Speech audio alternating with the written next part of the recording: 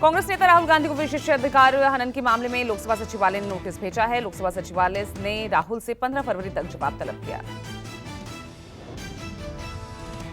राहुल के खिलाफ बीजेपी सांसद निशिकांत दुबे और संसदीय कार्यमंत्री प्रहलाद जोशी की शिकायत पर सर्व हुआ है नोटिस। 7 फरवरी को लोकसभा में राष्ट्रपति के अभिभाषण पर चर्चा के दौरान राहुल ने की थी पीएम मोदी पर आपत्तिजनक टिप्पणी। कांग्रेस ने राहुल गांधी और मल्लिकार्जुन खड़गे की टिप्पणी को सदन की कार्यवाही से निकाले जाने को मनमानी बताया।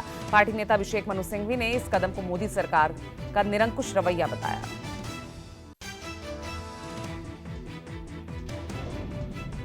तानाशाही का निरंकुशता और इसके कारण पूरी राजनीतिक सामूहिक रूप से जो विपक्ष का राजनीतिक स्पेक्ट्रम है वो सदन से बाहर चले गए थे 10 तारीख। राजस्थान के सीएम अशोक गहलोत के ओएसडी को दिल्ली पुलिस ने फोन टैपिंग मामले में तलब किया है। दिल्ली पुलिस ने ओएसडी लोकेश शर्मा के खिलाफ दंडात्मक कार्रवाई पर लगी रोक को हटाने को लेकर भी दिल्ली हाईकोर्ट से अपील की।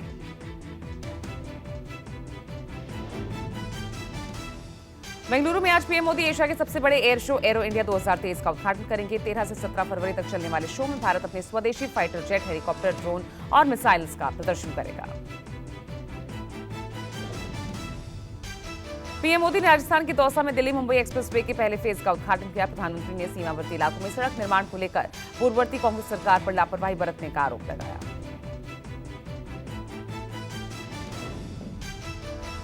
दिल्ली मुंबई एक्सप्रेसवे भारत का सबसे लंबा एक्सप्रेस होगा, जिसकी कुल लंबाई 1386 किलोमीटर है। इसके बन जाने से दिल्ली और मुंबई के बीच की यात्रा दूरी में 12% की कमी आएगी। मुंबई दिल्ली की दूरी 1424 किलोमीटर से घटकर 1242 किलोमीटर रह जाएगी। साथ ही दिल्ली जयपुर के सफर में भी अब 5 घंटे की बजाय 3 घंटे में पूरा हो जाएगा। दिल्ली के इंदिरा गांधी इंडोर स्टेडियम में दयानंद सरस्वती की 200वीं जयंती पर बोले पीएम मोदी, कहा हमारे संस्कार आदर्श को चूर चूर करने की कोशिश हुई।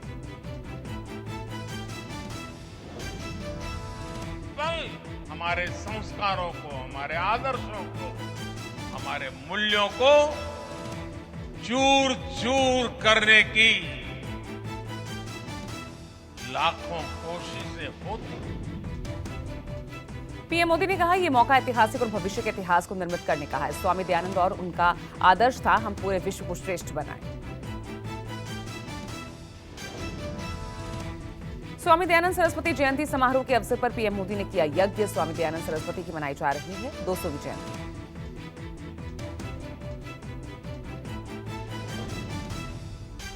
संसद में आज भी हंगामे के आसार। हिंडनबर्ग रिपोर्ट, कांग्रेस सांसद रजनी पाटिल का निलंबन, राहुल गांधी खड़गे के बयान को रिकॉर्ड से हटाने और राज्यपाल के तौर पर पूर्व जस्टिस नजीर की नियुक्ति पर विपक्ष सरकार को घेरेगी।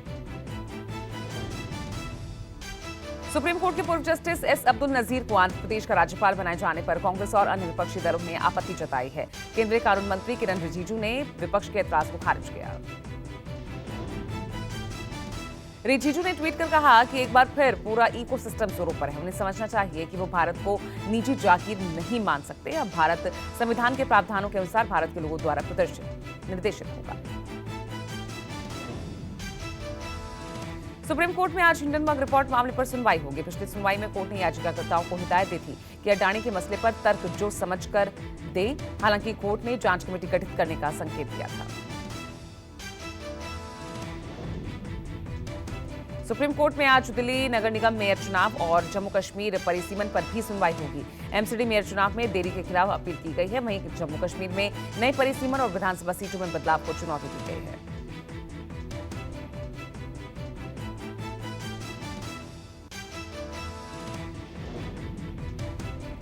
दिल्ली में एमसीडी मेयर चुनाव 16 फरवरी को होगा। सीएम केजरीवाल के प्रस्ताव पर एलजीबी के सक्सेना ने लगाई मुहर। सुप्रीम कोर्ट में आज 2 नए जज अपना पदभार संभालेंगे। न्यायमूर्ति राजेश बिंदल और न्यायमूर्ति अरविंद कुमार को आज मुख्य न्यायाधीश डीवाई चंद्रचूड़ सुबह 10:30 बजे शपथ दिलाएंगे। हिमाचल प्रदेश के मुख्यमंत्री सुखविंदर सिंह सुक्खू आज ट्रक ऑपरेटर्स के साथ मीटिंग करेंगे। सीमेंट ढुलाई को लेकर सीमेंट फैक्ट्री और ट्रक ऑपरेटर्स के बीच विवाद चल रहा है। अरशद मदनी के बयान पर जमीयत उलेमा हिंद के मंच पर बवाल। मोहन भागवत के बयान पर बोलते हुए अरशद मदनी ने कहा, तुम्हारे पूर्वज हिंदू नहीं आदम थे। भारत की धरती के ऊपर उतरा।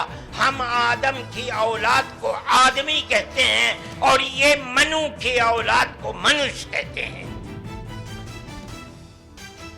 अरशद मदनी के बयान से भड़के धर्मगुरु जैन गुरु लोकेश मुनि ने जताई आपत्ति। जैन और कई दूसरे धर्मगुरुओं ने मंच छोड़ा। जैन मुनि ने अरशद मदनी को शस्त्रार्थ की चुनौती दी। जमीयत उलेमाए हिंद अध्यक्ष सैयद अरशद मदनी के बयान पर हिंदू साधु संतों ने दी तीखी प्रतिक्रिया। अयोध्या हनुमानगढ़ी के महंत राजदास ने कहा कि अगर अल्लाह और ओम एक ही हैं तो हमें काफिर नहीं कहा जाता। वीएचपी नेता विनोद बंसल ने कहा कि अल्लाह और ओम एक है तो मदनी गजवाए हिंद और सरतंत्र जुदा के खिलाफ एक शब्द भी क्यों नहीं बोलते।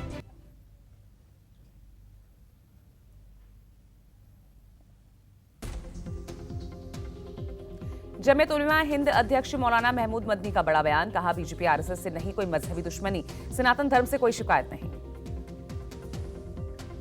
शनिवार को जमीयत सम्मेलन में मदनी ने कहा था कि भारत जितना मोदी और भागवत का है उतना ही मदनी का भी है।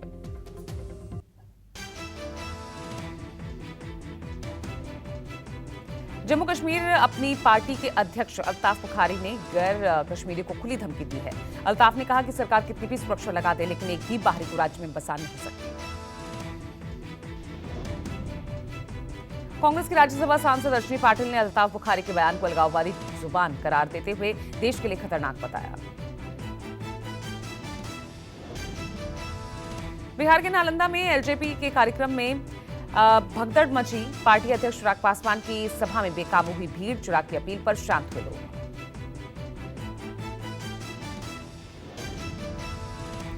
पटना के दानापुर में कांग्रेस कार्यकर्ता आपस में भिड़ गए। हाथ से हाथ जोड़ो कार्यक्रम के दौरान हुई भिड़ंत। राष्ट्रपति द्रौपदी मुर्मू उत्तर प्रदेश के 2 दिवसीय दौरे पर हैं। राष्ट्रपति द्रौपदी मुर्मू आज बाबा साहेब डॉक्टर भीमराव अंबेडकर यूनिवर्सिटी में दीक्षांत समारोह में शामिल होंगे।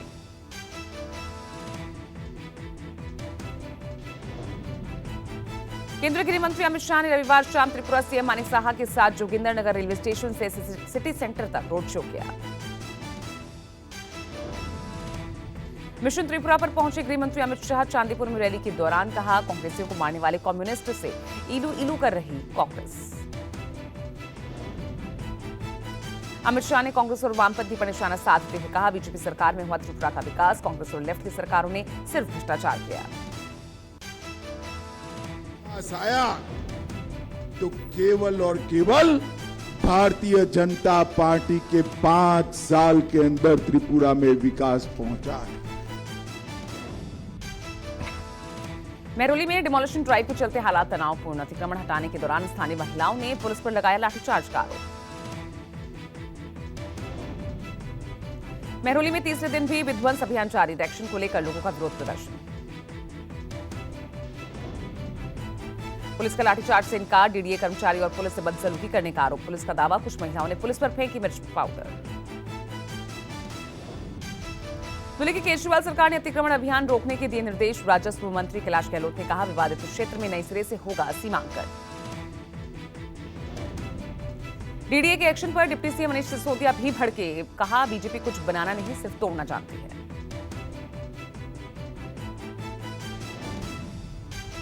अदानी मुद्दे पर संसद से सड़क तक हंगामा। दिल्ली में आम आदमी पार्टी का हल्ला बोल। जांच की मांग को लेकर सड़कों पर उतरे आप कार्यकर्ता।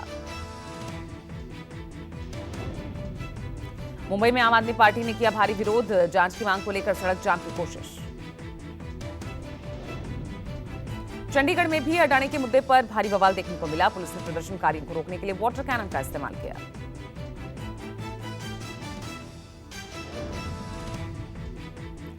वाराणसी में स्वामी प्रसाद मौर्य की गाड़ी पर फेंकी काली स्याही, काले झंडे भी दिखाए। रामचरितमानस पर दिए विवादित बयान पर विरोध जताया। मौर्य का काफिला सोनभद्र के लिए पांडेपुर इलाके से निकल रहा था और इसी दौरान वाराणसी के टेंगरा मोड़ के पास स्याही फेंकी गई। पश्चिम बंगाल के दौरे पर पहुंचे बीजेपी के राष्ट्रीय अध्यक्ष जेपी नड्डा। पंचायत चुनाव का फूंका बिगुल। बीजेपी अध्यक्ष जेपी नड्डा ने कहा, आज भारत जापान को पछाड़ तीसरे नंबर की ऑटोमोबाइल इंडस्ट्री बना। अब 97% मोबाइल भारत में बनने लगे हैं। पंजाब की कानून व्यवस्था पर केजरीवाल ने किया ट्वीट। कहा, जब सरकार संभाली थी तो कानून व्यवस्था का बहुत बुरा हाल था।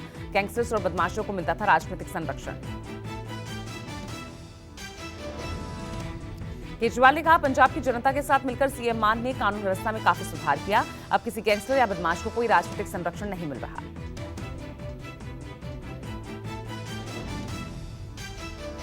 महाराष्ट्र, असम, बिहार समेत 13 राज्यों को मिले नए राज्यपाल। कोश्यारी राधाकृष्णन का इस्तीफा मंजूर। रमेश बैस बनाए गए महाराष्ट्र के नए राज्यपाल।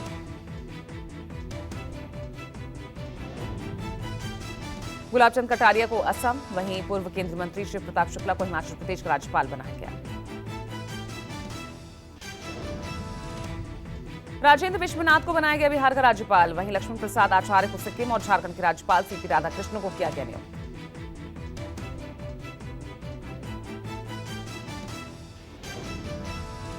बिहार में कैबिनेट विस्तार पर मुख्यमंत्री नीतीश कुमार का बड़ा बयान। नीतीश कुमार ने कांग्रेस के 2 मंत्री पद मांगे जाने पर कहा कि ये मुद्दे डिप्टी सीएम को तय करने हैं।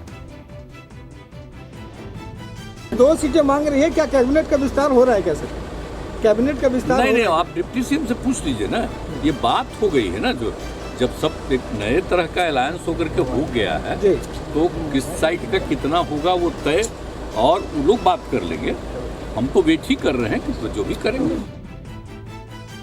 कांग्रेस 2 और मंत्री पद की मांग कर रही है। अभी कांग्रेस के 2 मंत्री हैं। कुल 4 मंत्री पद की हिस्सेदारी की बात बिहार कांग्रेस की ओर से की जा रही है। भूकंप की तबाही से जूझ रहे तुर्की और सीरिया की मदद के लिए भारत ने राहत सामग्री से भरा 7वां विमान भी भेजा। इस फ्लाइट में भूकंप पीड़ितों के लिए जीवन रक्षक दवाएं, फील्ड हॉस्पिटल, कंबल और स्लीपिंग मैट जैसी जरूरी चीजें हैं। सेना के C-17 ग्लोब मास्टर विमान के जरिए अब तक तुर्की और सीरिया में मोबाइल अस्पताल, दवाइयां और कई राहत सामग्रियों से भरी 5 फ्लाइट्स भेजी जा चुकी है। तुर्की के राजदूत फराद सुरेन ने भारत और भारतीयों के मुश्किल समय में मिल रहे साथ का फिर आभार जताया। एक भारतीय के भेजे गए 100 कंबल का जिक्र करने के साथ एक अन्य भारतीय के भेजे ग्रीटिंग्स की तस्वीर भी साझा की।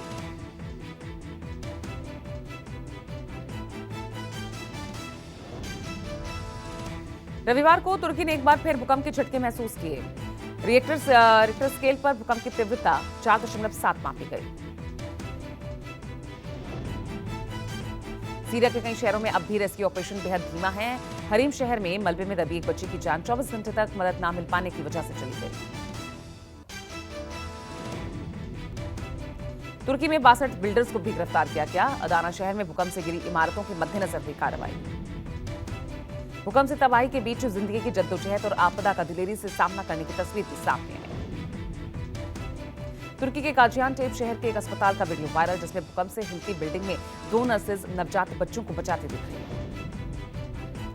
दोनों नर्सेज अपनी जान की परवाह किए बगैर इक्यूबेटर को पकड़े नजर आ रही है ताकि भूकंप से इक्यूबेटर्स को किसी तरह का नुकसान ना हो। भूकंप पीड़ितों की मदद के लिए आगे हॉलीवुड की मशहूर अभिनेत्री एंजेलिना जॉली तस्वीर शेयर कर लोगों से भी मदद की अपील की। तुर्की में 6 फरवरी को आए भूकंप में एक भारतीय नागरिक की मौत। उनकी पहचान 36 साल के विजय कुमार के तौर पर हुई। विजय कुमार यहां एक होटल में रुके हुए थे। भूकंप आने के बाद से वो लापता थे। तुर्की में भारतीय दूतावास ने मौत की पुष्टि की। विजय कुमार उत्तराखंड के कोटद्वार के रहने वाले थे। उनके परिवार में उनकी मां, बीवी और 6 साल का बच्चा है। देवघर में बेखौफ बदमाशों ने चलाई ताबड़तोड़ गोलियां। गोली लगने से कारोबारी सुधाकर झा की सुरक्षा में तैनात 2 कांस्टेबल्स की मौत। पुलिस ने कई लोगों को हिरासत में लेकर पूछताछ शुरू कर दी है। दुमका डीआईजी सुदर्शन मंडल और देवघर एसपी सुभाष चंद्र जाट घटनास्थल पर पहुंचे।